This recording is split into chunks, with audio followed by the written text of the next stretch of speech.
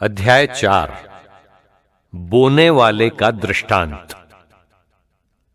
ईसा किसी दिन समुद्र के किनारे शिक्षा देने लगे और उनके पास इतनी भीड़ इकट्ठी हो गई कि वो समुद्र में एक नाव पर जा बैठे और सारी भीड़ समुद्र के तट पर बनी रही। उन्होंने दृष्टांतों में उन्हें बहुत सी बातों की शिक्षा दी। शिक्षा देते हुए उन्होंने कहा, सुनो, कोई बोने वाला बीज बोने निकला। बोते बोते कुछ बीज रास्ते के किनारे गिरे और आकाश के पक्षियों ने आकर उन्हें चुग लिया। कुछ बीज पथरीली भूमि पर गिरे, जहां उन्हें अधिक मिट्टी नहीं मिली। वे जल्दी ही उग गए, क्योंकि उनकी मिट्टी गहरी नहीं थी। सूरज चढ़ने पर वे झुलस गए और जड़ न होने के कारण वे सूख गए। कुछ बीज कांटों में गिरे और कांटों ने बढ़कर उन्हें दबा दिया, इसलिए वे फल नहीं लाए।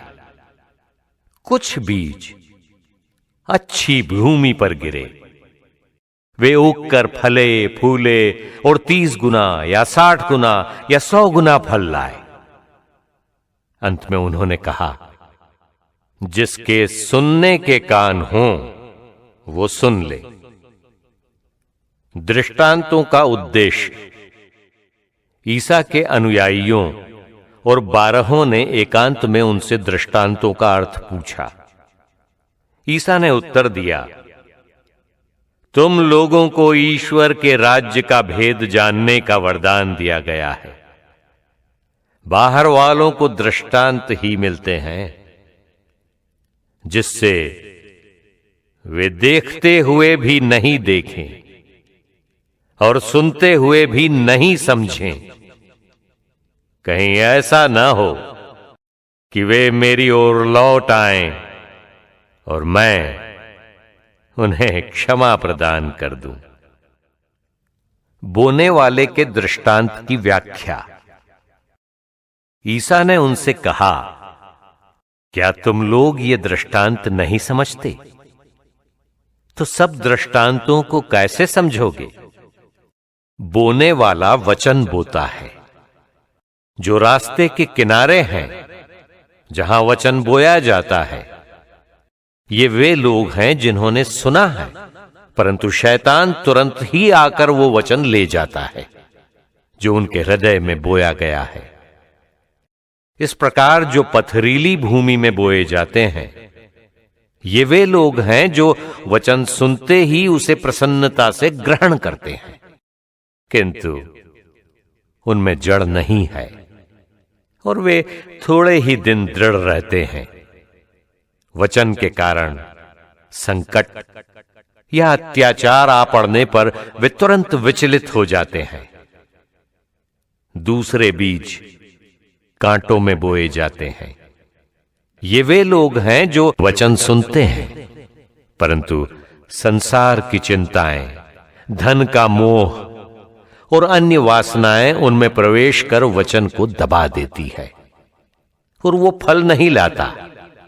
जो अच्छी भूमि में बोए गए हैं, ये वे लोग हैं जो वचन सुनते हैं, उसे ग्रहण करते हैं और फल लाते हैं।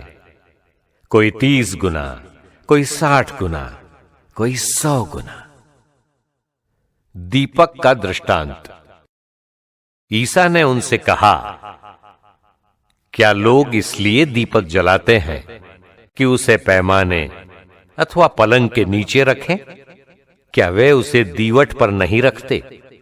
ऐसा कुछ भी छिपा हुआ नहीं है जो प्रकट नहीं किया जाएगा, और कुछ भी गुप्त नहीं है जो प्रकाश में नहीं लाया जाएगा। जिसके सुनने के कान हों वो सुन ले। नाप का दृष्टांत। ईसा ने उनसे कहा, ध्यान से मेरी बात सुनो। जिस नाप से तुम नापते हो, उसी से तुम्हारे लिए भी नापा जाएगा, और सच पूछो तो तुम्हें उससे भी अधिक दिया जाएगा। क्योंकि जिसके पास कुछ है उसी को और दिया जाएगा, और जिसके पास कुछ नहीं है उससे वो भी ले लिया जाएगा जो उसके पास है। बढ़ने वाले बीज का दृष्टांत।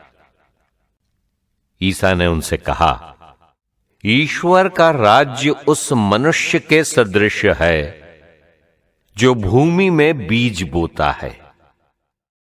वो रात को सोने जाता और सुबह उठता है, बीज उगता है और बढ़ता जाता है, हालांकि उसे ये पता नहीं कि ये कैसे हो रहा है। भूमि अपने आप फसल पैदा करती है, पहले अंकुर, फिर बाल और बाद में पूरा दाना। फसल तैयार होते ही वो हंसिया चलाने लगता है, क्योंकि कटने का समय आ गया है। राई का दाना। ईसा ने कहा, हम ईश्वर के राज्य की तुलना किससे करें? हम किस दृष्टांत द्वारा उसका निरूपण करें? वो राई के दाने के सदृश है। मिट्टी में बोए जाते समय वो दुनिया भर का सबसे छोटा दाना है, परंतु बाद में बढ़ते बढ़ते वो सब पौधों से बड़ा हो जाता है और उसमें इतनी बड़ी बड़ी डालियां निकल आती हैं कि आकाश के पंछी उसकी छाया में बसेरा कर सकते हैं। दृष्टांतों का प्रयोग। वो इस प्रकार के बहुत से दृष्टांतों द्वारा लोगों को उनकी समझ के अनुसार सुसमाचार सुनाते थे। वो बिना दृष्टांत के लोगों से कुछ नहीं कहते थे, लेकिन एकांत में अपने शिष्यों को सब बातें समझाते थे। आंधी को शांत करना। उसी दिन संध्या हो जाने पर ईसा ने अपने शिष्यों से कहा, हम उस पार चलें। लोगों को विदा करने के बाद शिष्य ईसा को उसी नाव पर ले गए जिस पर वे बैठे हुए थे। दूसरी नावें भी उनके साथ चलीं। उस समय एकाएक झंझावात उठा।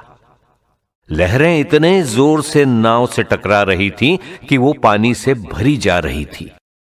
ईसा दुम्बाल में तकिया लगाए सो रहे थे। शिष्यों ने उन्हें जगाकर कहा, गुरुवर, हम डूब रहे हैं, क्या आपको इसकी कोई चिंता नहीं? वे जाग गए और उन्होंने वायु को डांटा और समुद्र से कहा, शांत हो, थम जा। वायु मंद हो गई और पूर्ण शांति छा गई। उन्होंने अपने शिष्यों से कहा, तुम लोग इस प्रकार क्यों डरते हो? क्या तुम्हें अब तक विश्वास नहीं है? उन पर भय छा गया और वे आपस में ये कहते रहे, आखिर ये कौन है?